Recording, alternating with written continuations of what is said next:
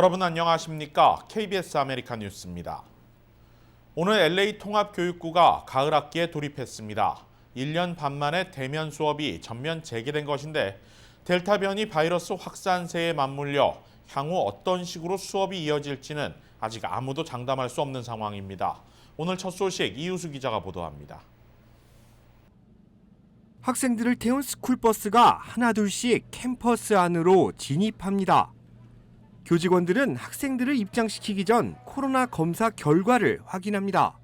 오늘 개학한 LA 통합교육구는 데일리 패스라는 전자인증 시스템을 사용합니다. 학생들의 건강 상태를 주기적으로 점검한 뒤 캠퍼스 입장이 가능한 QR코드를 발급해주는 방식입니다. 학생들은 정기적으로 코로나 검사도 받아야 합니다. 교육구마다 기준은 다르지만 가장 많은 학생 수를 둔 LA 통합교육구는 주 1회 이상 정기 검사를 요구합니다. 이처럼 까다로운 기준이 적용되는 것은 12세 미만 어린이들을 위한 백신이 아직 상용화되지 않았고 최근 어린이 확진자까지 급증하고 있는 데 따른 것입니다. 미국 소아과학회 조사에 따르면 지난달 22일부터 일주일간 집계된 17세 미만 코로나 감염자는 71,726명, 한 주 전에 집계된 39,000여 건에 비해 무려 84%가 늘어났습니다. 백신 접종이 자유롭지 못한 어린이들의 경우 대면 수업 자체가 부담으로 작용할 수밖에 없습니다. LA 통합교육구 역시 질병통제예방센터와 보건국 지침에 따라 향후 수업 방식에 변화가 올 수 있음을 예고했습니다. 방역 정책이 바뀌면 저희가 그거에 대응해서 하기 때문에 바뀔 수가 있습니다. 어떻게 될 수 있는 건 지금 아무도 모르잖아요. 그렇지만 현재 CDC 가이드라인이나 현재 카운티 가이드라인은 학교를 열어도 안전하고 아이들이 공부하는 게 안전하기 때문에 그 방침에 따라서 애들이 하고 있습니다. 이번 학기는 온라인과 대면 수업 병행이 가능했던 지난 학기와 달리 대면 수업이 요구됩니다. 건강 등의 사유로 온라인 수업을 이어갈 경우 등록된 학교가 아닌 교육구 통합 온라인 수업에 참여해야 합니다. 오늘 개학한 LA 통합교육구 학교들에는 캠퍼스를 처음 찾은 학생들도 많았습니다. 유치원 학생들은 이번 학기 1학년으로 오르며 첫 대면 수업을 경험했고 1학년 학생들은 2학년으로 오르며 유치원 이후 처음으로 전원이 캠퍼스로 돌아왔습니다. LA 통합교육구가 오늘 대면 수업에 돌입했습니다. 닫혀있던 교문이 활짝 열리고 학생들이 뛰어노는 소리도 다시 운동장에 울려 퍼지기 시작했습니다. 하지만 델타 변이 바이러스 확산 때문에 언제까지 이 같은 상황이 유지될지는 미지수입니다. KBS 뉴스 이우수입니다. 제76주년 광복절과 도산 안창호 동상 제막 20주년을 기념한 행사가 지난 주말 열렸습니다. 미주 한인 이민 선조와 독립운동가의 후손들이 모여 만세 삼창을 외치며 독립정신을 후대에도 이어가겠다고 다짐했습니다. 김경을 기자가 취재했습니다. 지난 14일 토요일 130여 명의 한인들이 광복절과 도산 안창호 동상 20주년을 맞아 LA 총영사 관저에 모였습니다. 미주 이민 초기 한인 후손들과 미주 도산 안창호 기념사업회, 흥사단, 대한인 국민회, 영킴 연방하원의원 등이 참석해 광복 76주년과 도산 안창호 동상 20주년을 기념해 만세 삼창을 외쳤습니다. 이 자리에 참석한 도산 안창호 선생의 막내 아들 랄프한 씨, 자신과 가족들에게 있어 이 자리는 너무나 명예로운 자리라며 소감을 밝혔습니다. 또 조국의 광복을 위해 헌신한 초기 이민 한인들의 후손이 도산 안창호 동상 20주년이란 상징적인 날 함께할 수 있어 너무나 자랑스럽고 영광스럽다며 감사를 표했습니다. So to be here to honor our father's statue, who is a symbol of the Korean American pioneers, and to be with the descendants of those brave Korean American pioneers is just a thrill for me. So that's why I'm so happy to be here. 도산 선생이 동포들에게 호소한 말은 도산의 4대 정신으로 남아 있습니다. 본인 스스로도 실천하는 본보기를 보이셨던 무실, 역행, 충의, 용감은 참되기를 힘쓰고 진실을 실천하자. 조국의 독립을 위해 나 자신부터 몸소 힘써 행하자. 성실을 다해 신의를 지키고 거짓을 준엄하게 가려야 한다입니다. 2021년 미주 한인사회는 연방하원과 주 상하원 의원, LA 시의원 등 정치적 성장과 경제에도 막대한 영향력을 미치고 있습니다. 그러나 한인 사회의 위상을 더욱 높이기 위해 도산 정신은 지금도 우리 사회에 필요합니다. 정직하고 성실해야 된다. 절대 죽도록까지라도 거짓말하지 말라고 그랬다고. 예. 이제 그것이 우리 사회에 필요하지 않는가. 좀 미주류사에서뿐만 아니라 에스닉 그룹에서도 존경을 받는 그러한 우리 한인 커뮤니티가 될 수 있지 않을까. 도산 선생의 정신을 확산시키기 위한 도산 안창호 기념회관 건립이 추진되고 있습니다. 미주 도산 안창호 기념사업회는 리버사이드시와 논의가 잘 이루어지고 있다고 밝혔습니다. 관저 행사에 앞서 리버사이드시에서는 도산 동상 제막 20주년을 기념해 한인과 시 관계자 70여 명이 모여 도산 정신을 지키고 후손들에게 이어질 수 있도록 다 함께 노력해 나가자고 한 목소리를 냈습니다. 기념사업회는 도산 안창호 선생의 정신을 확산시키기 위한 각종 사업을 이어가기 위해선 지속적인 한인 사회에 관심이 필요하다고 강조했습니다. KBS 뉴스 김경일입니다. 뉴욕에서도 제76주년 광복절 경축식이 열렸습니다. 각계각층 주요 인사 120여 명이 참석한 가운데 광복의 의미를 되새기는 뜻깊은 시간을 가졌습니다. 제휴사 뉴욕 KBTV의 보도입니다.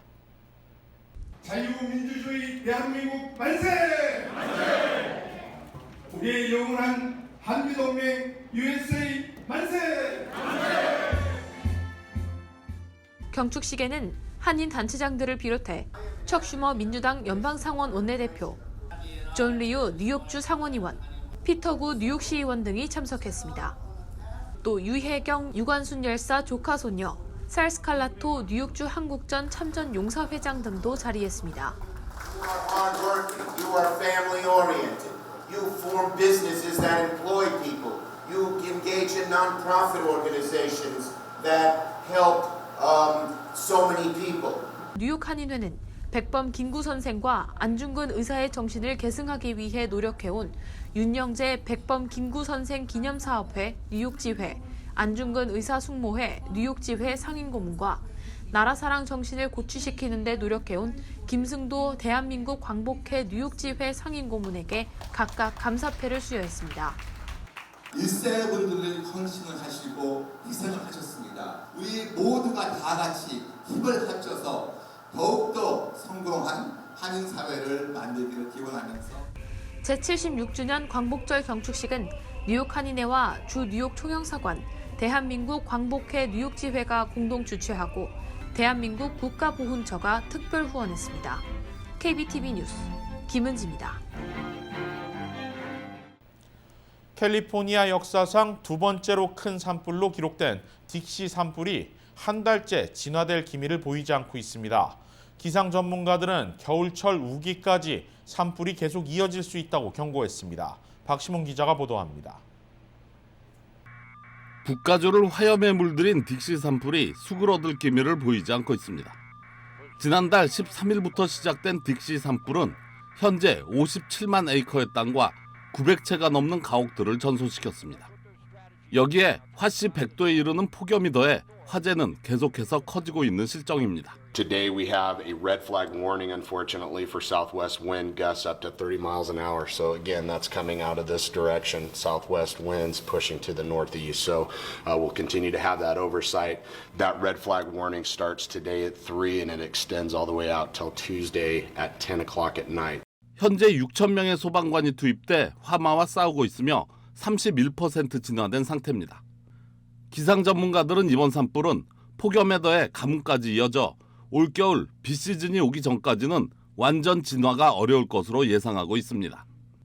지난 토요일의 경우 시속 50마일의 강풍이 불며 골드러시를 상징하는 작은 마을 그린빌 지역을 초토화시켰고 인근 제인스빌까지 덮치며 화력은 더 강해졌습니다. 딕시 산불은 서부 12개 주에서 일어난 100개 이상의 산불 중 가장 큰 규모로 과학자들은 이런 기후변화가 지난 30년 동안 미 서부를 더 따뜻하고 건조하게 만들었다고 우려하고 있습니다. 이와 함께 캘리포니아 최대 전력회사 PG&E는 수천 가구의 전기 공급이 차질을 빚을 것으로 예상하며 12개 카운티에 정전을 예고했습니다. 정전이 예고된 카운티는 뷰트, 샤스타 등 주로 캘리포니아 북동쪽에 위치한 카운티들이며 4만여 명의 주민들이 피해를 입을 것으로 예상됩니다. 한편 캘리포니아 인근 오레곤에서 주민들을 공포로 몰았던 부틀렉 파이어는 화재 발생 39일 만에 100% 진화에 성공했습니다. 2,000명의 소방대원들이 투입돼 싸웠던 산불은 41만 에이커를 집어삼켰으며 소방관들은 또 다른 산불 지역으로 배정받아 끝없이 화마와 전쟁을 벌이고 있습니다. KBS 뉴스 박시몬입니다. 연방보건당국이 코로나19 백신의 추가 접종, 이른바 부스터샷을 공식적으로 승인하면서 LA 카운티 보건당국도 면역 취약층을 대상으로 한 추가 접종에 들어갔습니다. LA 카운티 보건국은 식품의약국 FDA와 질병통제예방센터 CDC의 승인이 나온 지난 주말부터 본격적인 부스터샷 접종에 들어갔습니다. 대상은 면역 취약계층으로 장기 이식수술 또는 항암 치료를 받고 있는 환자, HIV 복균자와 면역 억제약 복용자들입니다. 부스터샷은 화이자와 모더나 두 가지 백신 중에서 하나를 접종하는 방식으로 카운티 보건국은 주민들에게 자신이 접종 대상자인지 여부를 GCE에게 문의해 확인할 것을 당부하고 있습니다. 만약 본인이 부스터샷 접종 대상자로 확인될 경우 두 번째 접종 이후 최소한 28일이 지나야 추가 접종이 가능합니다. 또 존슨앤존슨의 얀센 백신을 접종한 사람들 역시 접종 이후 28일이 지난 후에 추가 접종을 받을 수 있습니다. 하와이를 방문한 한인 아버지와 아들이 위조된 백신 접종 카드를 제출한 혐의로 경찰에 체포됐습니다. USA 투데이에 따르면 하와이에서 체포된 한인 부자는 50대 정 씨 그리고 10대 아들입니다. LA의 유명 보험사 대표로 재직 중인 정 씨는 고의적으로 코로나 검사와 자가격리 면제를 위해 위조된 카드를 제출한 혐의를 받고 있습니다. 하와이주는 지난달 8일부터 백신 접종 카드 제출 방문객들에게 코로나 검사와 자가격리를 면제해주고 있습니다. 법무부는 이들 부자가 가짜 백신 접종 카드를 소지했다는 제보를 접수한 뒤 공항에서 이들을 적발했다고 밝혔습니다. 가짜 백신 접종 카드를 제출한 정 씨 부자는 $2,000의 보석금을 내고 석방된 뒤 캘리포니아주로 돌아와 코로나 검사를 받고 또다시 하와이로 건너가 재판을 기다리고 있습니다. 이들 부자에게는 최대 1년형과 $5,000의 벌금이 부과될 수 있습니다. 하와이 법무부는 안전여행 프로그램 위반으로 체포된 사례는 지금까지 정 씨 부자가 유일하며 앞으로 이 같은 불법 행위 적발을 위해 단속을 강화할 방침이라고 밝혔습니다. 캘리포니아 주의회에서 오는 11월 22일을 김치의 날로 제정해 기념하는 결의안이 통과를 앞두고 있습니다. 최석호 캘리포니아주 하원의원 사무실은 보도자료를 통해 오는 11월 22일을 캘리포니아 김치의 날로 제정하기 위해 발의한 결의안 HR 52가 다음 주 월요일인 23일 하원 본회의에서 표결에 들어갈 예정이라고 전했습니다. 사실상 본회의에서 무난하게 통과될 것으로 전망되는 가운데 같은 날인 23일에는 관련 기념 행사도 준비되고 있습니다. 앞서 최석호 하원의원은 지난해부터 세계 한식화협의회와 상사지사협의회 키타, 농수산식품유통공사 AT센터 등 유관단체 기관들과 손잡고 김치의 날 결의안을 발의해 통과를 추진해왔습니다. 한국에서는 이미 11월 22일을 김치의 날로 지정해 기념하고 있는 데 따라 캘리포니아에서도 같은 날로 지정하는 것인데 최석호 의원 측은 최근 들어 중국이 김치의 기원을 왜곡 주장하는 것을 바로잡는 의미도 있다고 설명했습니다. 한미연합회가 2021-2022년도 모의 UN 온라인 프로그램에 참여할 중고등학생들을 모집합니다. 올해로 16번째를 맞는 한미연합회의 모의 유엔은 학생들의 연설과 글쓰기, 비판적 사고 능력, 설득력과 지도력을 키우는 교육 프로그램으로 학생들이 직접 주관하는 모의 유엔 대회와 지역사회 발전 프로젝트에 참여할 수 있는 기회를 제공합니다. 모의 유엔에서 학생들은 유엔 회원국 대표자 역할로 국제사회 현안을 놓고 논의하며 차세대 글로벌 리더로 성장하는 수련을 하게 됩니다.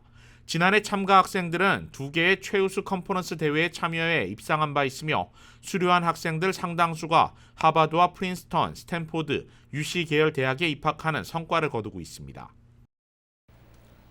이슬람 무장 조직 탈레반이 아프가니스탄 수도 카불을 점령한 가운데 미군 철수를 결정한 바이든 대통령이 오늘 첫 대국민 연설에 나섰습니다. 20년간 끌어온 아프간 전쟁을 끝낼 때가 됐으며 더 이상 국익 없이 미군을 주둔시킬 수 없다고 강변했습니다. 탈레반의 정권 장악 이후 급히 휴가지에서 백악관으로 돌아온 바이든 대통령. 연단 앞에선 바이든 대통령은 20년 전 미군의 아프가니스탄 투입은 국가 건설이 아닌 테러 대응이었다는 점을 강조했습니다. We went to Afghanistan almost 20 years ago with clear goals. Get those who attacked us on September 11, 2001, and make sure al-Qaeda could not use Afghanistan as a base from which to attack us again. We did that. 바이든 대통령은 아프가니스탄에서 알카에다를 몰아냈고 정확히 10년 전에는 수장 오사마 빈라덴을 사살하며 대테러 업무가 성공적으로 끝났다고 평가했습니다. 지금 다시 무장 조직 탈레반이 아프간을 장악하기 시작한 상황이 안타깝긴 하지만 더 이상 미군의 희생을 강요할 수 없는 상황임을 취지시켰습니다. 그러면서 너무 쉽게 나라를 내준 아프간 정부를 비판하기도 했습니다. So what's happened? Afghanistan political leaders gave up and fled the country. The Afghan military collapsed, sometime without trying to fight. American troops cannot and should not be fighting in a war and dying in a war that Afghan forces are not willing to fight for themselves. 바이든 대통령은 미군 철수가 이미 앞서 트럼프 전 행정부 당시 결정된 사안이었다는 점을 강조하면서도 지금의 결정에 대한 책임을 회피하지는 않겠다고 말했습니다. 일부 비판을 감수하면서라도 베트남 전쟁 때와 같은 실수를 반복하지 않을 것이며 미국민들의 희생을 강요하지 않을 것이라는 점을 분명히 했습니다. I know my decision will be criticized, but I would rather take all that criticism than pass this decision on to another president of the United States, yet another one, a fifth one, because it's the right one, it's the right decision for our people.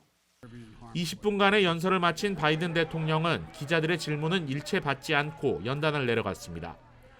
한편 이번 연설에서 바이든 대통령이 직접 언급했듯 미국을 향한 국제사회의 비난과 우려의 목소리가 작지 않습니다. 민주주의를 기반으로 세계 질서를 유지시켜온 미국의 역할에 회의적인 시각도 늘어나고 있습니다. KBS 아메리칸 뉴스는 시청자들의 의견을 소중히 생각합니다. KBS 아메리칸 뉴스 마칩니다. 고맙습니다.